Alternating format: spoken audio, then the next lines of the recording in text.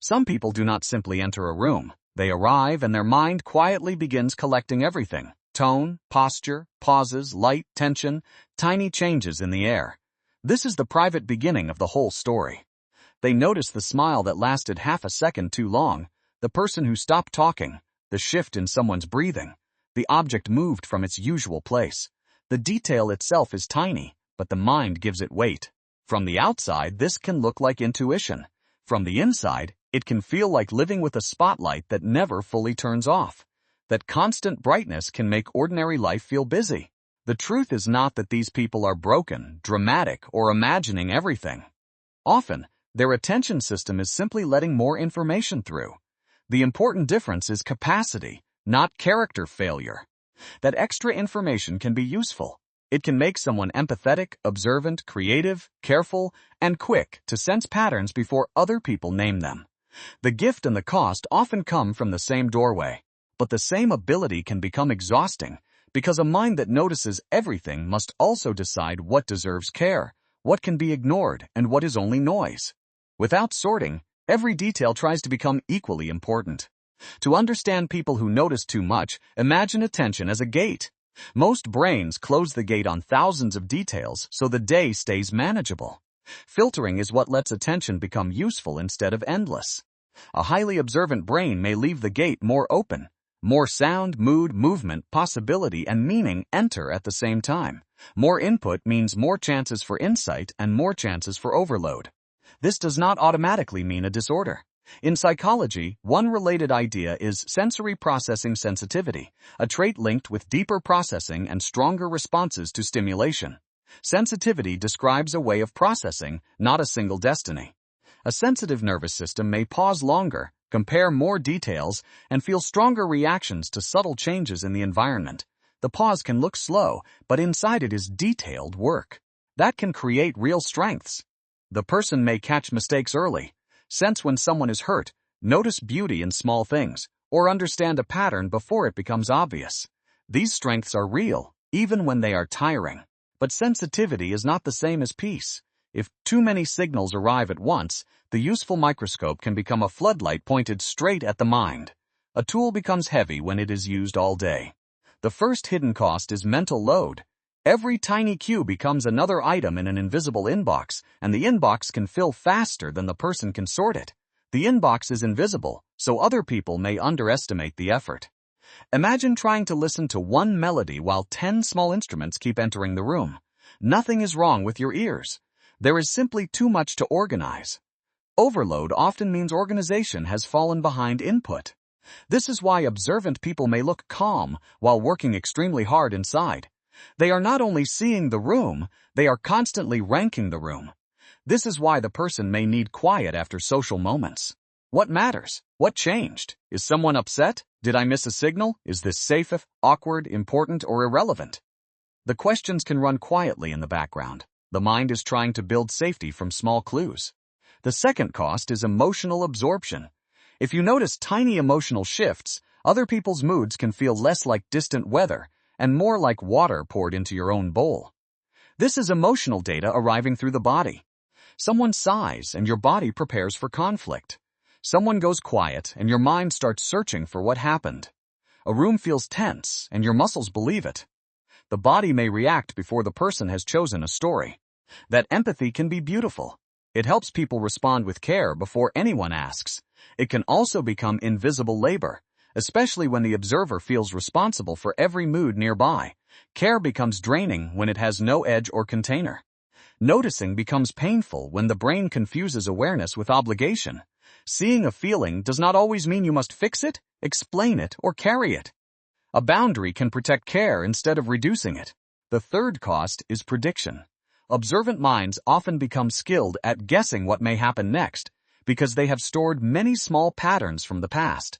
The pattern library can be brilliant when used lightly. Prediction is useful when it helps you prepare, but it can become heavy when every small cue opens a hallway of possible problems. The problem starts when possibility begins pretending to be certainty. A short reply becomes a story. A raised eyebrow becomes a warning. A delayed message becomes a whole courtroom where the mind argues with itself. One clue can become a movie if the mind is tired. This is where high noticing can overlap with anxiety. Anxiety tends to pull attention toward cues that might signal danger, even when the danger is uncertain or small. Danger cues feel louder because they promise control. The mind is trying to protect you. It scans for the thing that could go wrong, because finding it early once felt important. Protection is understandable, even when the alarm is mistaken. But protection can become a loop. The more you scan, the more possible threats you find. The more threats you find, the more your body asks you to scan again. The loop can feel persuasive because each scan creates more evidence to scan.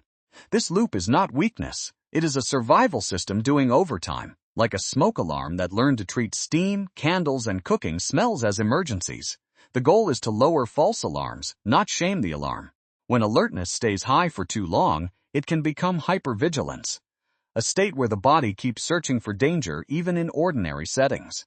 The room may be safe while the body still acts prepared. Hypervigilance can be linked with stress, trauma, anxiety, or past environments where missing a signal had a real cost. These roots are possibilities, not labels for every observant person. A person who grew up needing to read the room may become extremely good at reading it. The skill may have begun as adaptation, not personality. Many people learn this skill honestly. Later, the same skill can follow them into safer places. Their body may keep checking faces, exits, tones, and pauses long after the danger is gone. Safety sometimes arrives before the body believes it. That is why the question is not, why are you so sensitive? A better question is, what is your attention trying to protect, understand, or prevent? That question makes room for compassion and precision.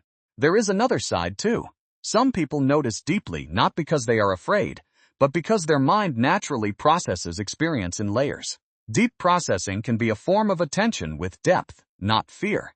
They do not just see a tree, they notice the color shift, the shadow pattern, the mood of the street, and the memory the scene awakens.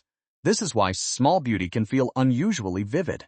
They may be artists, careful friends, thoughtful leaders, good listeners, or problem solvers, because their attention keeps connecting details. Connection making is one of sensitivity's most useful forms. The challenge is learning the difference between a signal and a hook. A signal gives useful information. A hook pulls the mind into endless interpretation. The hook is what turns perception into captivity. A signal says, this person seems tired. A hook says, maybe they are upset with me and maybe I caused it and maybe everything is changing. A clean signal leaves room to choose. The difference is not always obvious. Both begin with noticing, but one leads to care, the other leads to spiraling. A spiral usually demands certainty that the cue cannot provide. A helpful practice is to give attention a second job. Not only collect information, but sort it into categories. Categories give the mind handles. Some cues are action cues. If smoke appears, if someone asks for help, if your body is unsafe, attention should respond. Action cues deserve clarity and speed. Some cues are compassion cues. A friend may be sad, and you can offer kindness without turning their mood into your responsibility. Compassion does not require becoming the other person's weather. Some cues are curiosity cues. A pattern is interesting, but it does not need an immediate conclusion. Curiosity can stay open without becoming a verdict. And many cues are weather cues. They are real enough to notice, but they pass through the room without needing you to chase them. Weather cues are allowed to exist and move on.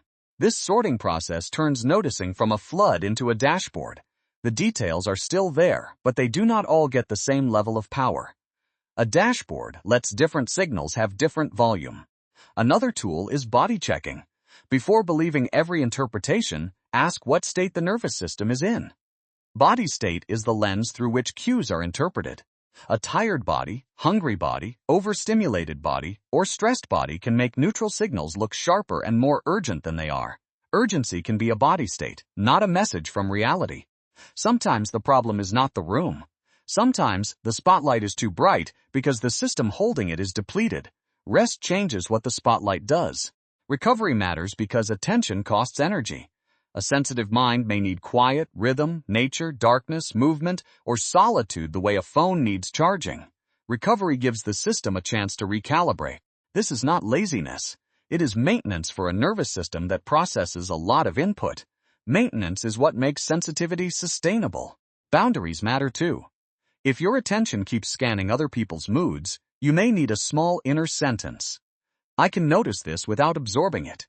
This one sentence can interrupt years of automatic absorbing. That sentence does not remove empathy. It gives empathy a container, so care can stay human instead of becoming self-erasure. The container is what keeps empathy from overflowing. People who notice too much also need relationships where they are not punished for perception. They need room to say, I may be reading this wrong, but something feels different. This kind of relationship makes sensitivity less lonely. Healthy people will not always agree with the interpretation, but they can respect the sensitivity behind it. Respect gives the nervous system evidence of safety. At the same time, the observant person has a responsibility to test interpretations gently. Not every feeling is a fact, and not every cue is a message. Testing is not self-betrayal, it is care for truth. This balance is the art. Trust the signal enough to listen, but not so much that it becomes the only reality. The balance keeps intuition useful and humble. When this balance works, high noticing becomes a real gift. It becomes discernment instead of panic, empathy instead of over-responsibility, awareness instead of overload. Integration is when the same sensitivity stops running the whole life. The goal is not to stop noticing. That would be like asking a microscope to become a wall. The point is choice, not numbness. The goal is to learn when to zoom in, when to zoom out, when to rest, and when to let a detail remain only a detail. Flexible attention is healthier than permanent zoom. Because a mind that notices everything is not automatically fragile. It may be finely tuned, deeply alive, and tired from carrying too many unfiltered signals. A tuned instrument still needs pauses between songs. The world often praises loud certainty, but many important truths are first noticed quietly. A change in tone, a pattern in behavior, a need no one has named yet. Quiet perception can be a service when it is not forced. Still, sensitivity becomes wisdom only when it has boundaries. Without boundaries, noticing becomes a hallway with no doors. Doors turn awareness into movement instead of endless wandering. With boundaries, it becomes a lantern. It helps you see more clearly without burning through all your energy. A lantern guides, a fire consumes. So if you are someone who notices too much, the question is not how to become less aware. Kindness helps awareness stop defending itself. The deeper question is how to become kind to the awareness you already have, and how to teach it that not every signal needs to become a storm. And that calm is where noticing becomes wisdom.